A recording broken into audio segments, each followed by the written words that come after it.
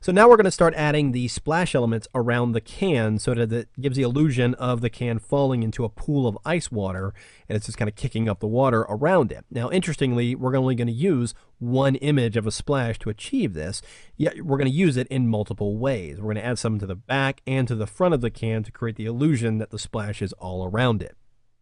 Now, go over to the File menu and go to Open. We're going to go to our Assets folder, and you're going to locate an image called Water Splash right here. So go ahead and open that up, and you'll see it's just a simple abstract splash element on a white background. What we need to do actually is extract it so that we can bring it and have it interact with our 3D can element. So the first thing is we need to remove the color information here. So I'm going to go ahead and minimize my working document for the moment, and let's concentrate on the splash itself.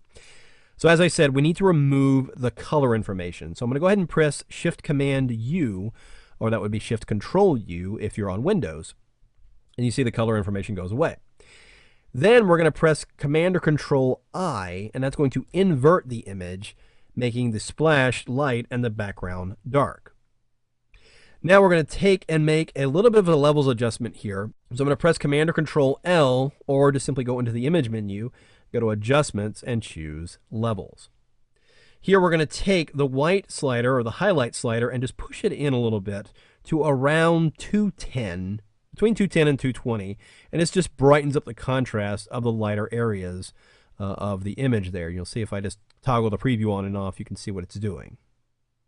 So we brightened up that a little bit. So go ahead and click OK.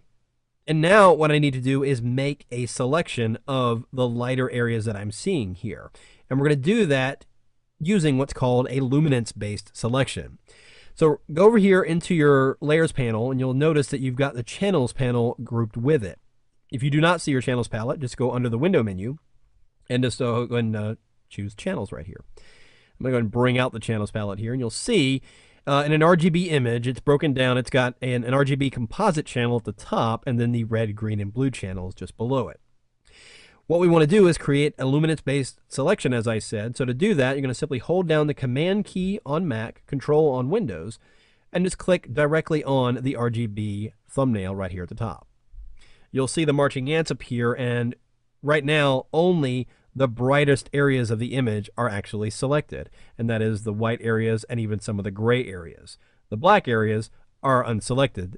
So back in the Layers panel over here, I'm going to go ahead and create a new blank layer, and it's going to simply fill the selection with white. Now white is set as my background swatch here in the toolbar, so I'm simply going to press Command Delete or Control Backspace, again, if you're on Windows. So I'm going to press Command or Control D and deselect, turn off the background layer. Now you can see that splash is now extracted and on a transparent background. A little hard to see because of the transparent background, but you can definitely tell it's there. So now let's go ahead and bring back up the image of the can. And let's go ahead and bring our splash image on over. Let's move my channels out of the way here.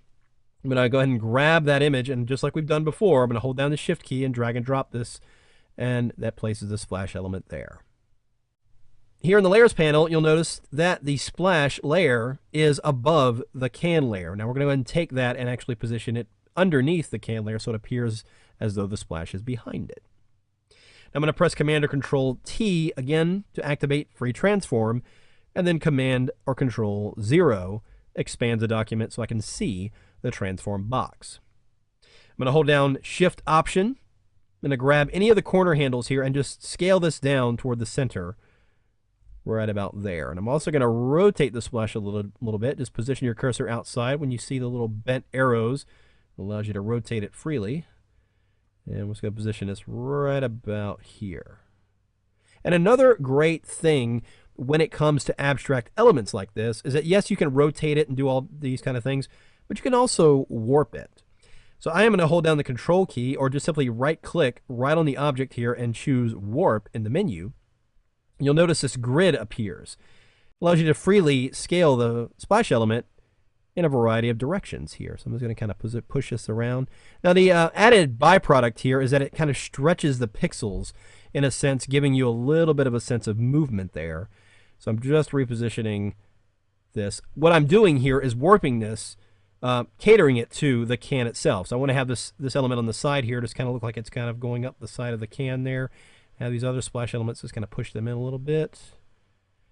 Something like that. And I'm going to go ahead and press enter. So I've got that splash element in place. Now, what I want to do is actually give some of these little drops here a sense of motion a little bit more than they already are. So I'll add a little simple blur to them.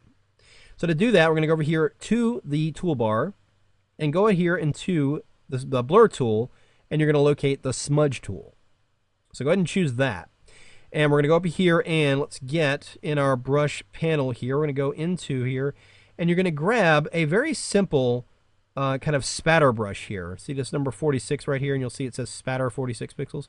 I'm going to go ahead and select that. And I'm just going to go ahead and use the bracket key to size up the brush a little bit.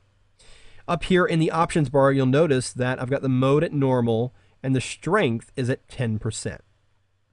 So now I'm just going to go over here into my image and just kind of give some of these dots or these drops of water a little nudge. And you'll notice when I do that, it starts to build this sense of movement in the water that wasn't there before. Now, I'm not going to do all of it. I'm just going to pick a few random little drops, and this just kind of helps emphasize the movement of the splash itself. Now again, I'm just holding down the space bar. If you just press the space bar, you temporarily get the move tool, and you can actually navigate yourself around the image. And then I just release it, and then I'm back to the smudge tool, and I can just give these a little bit of a nudge there. There we go. Again, like most things, don't overdo it, because we're going to be adding more splash elements, and it's going to be adding a little bit more movement and a little bit more chaos to the scene here. But there's the first splash element in place. In the next clip, we're going to go ahead and add the foreground splash elements using the same splash.